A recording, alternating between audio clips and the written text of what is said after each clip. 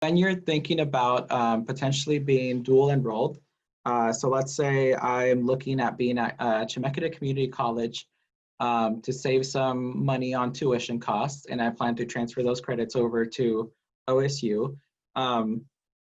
Keep in mind that you might get offers from both schools, and that you can start either at you can start at one or the other as your main school. One of the strategic things you can do is to choose the school that's going to have the lower cost for you personally to go to as your main school. So if you're getting Oregon Promise and a couple other private scholarships, what happens is if you have an excess of funds, you get that in a reimbursed check to you every term. And you can use that money to then pay for other things like your books and supplies or transportation, whatever you decide to use that in. But if, let's say, you're getting a higher financial aid offer that doesn't include loans, or maybe it does, but maybe less loans from one of the institutions, that probably is the better one to go to, because you can still use some of those funds to pay for tuition for the credits at another school that you're dual enrolled with. So the flip side is if that turns out to look a lot better for you from OSU's end, you can start at OSU as your home school and then take classes, whether it be online or in person, from a community college. So a really common one for students that are in Corvallis at OSU is to take some from Lynn Benton Community College. And students will just drive over there and take some classes there, and they save on tuition, and they can use their financial aid from OSU to help them pay for some of those credits there, and then just transfer them in to OSU, and they save money that way as well. So keep that in mind if you are applying to be dual enrolled.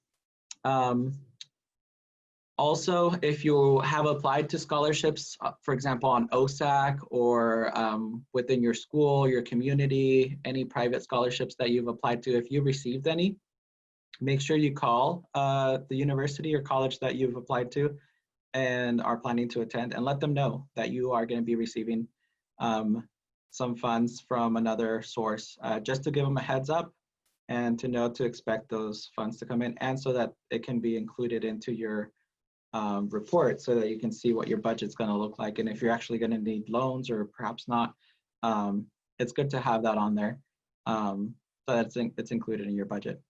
I would also add, just to be familiar with the terminology, so institutional scholarships is any scholarship that is offered through the school that you plan to enroll in. So maybe Oregon State University, Chemeketa Community College, Lynn Benton Community College. So any scholarship that you're awarded through that institution is called institutional scholarships, and then private scholarships are any scholarships that you receive outside of the institution. So anything like OSAC, I didn't know the terminology. So it was very confusing when I first started my first year. So I'm just being familiar with that terminology can be very helpful. And then I would just also add reporting outside scholarships. The reason why that's done is just to make sure that it doesn't affect your cost of attendance. Because if it does reach your cost of attendance, let's say OSU's total cost of attendance for a school year is $25,000, and you received scholarship money that goes over that $25,000 budget, then that can potentially affect your cost of attendance, and you can work with your financial aid advisors at the financial aid office to minimize the loan amount in order to open some space for that cost of attendance and for you to receive that scholarship money. It could get a little complicated, but your financial aid advisor would be the best person to work with you regarding cost of attendance and outside scholarships, but it's always a must to report them.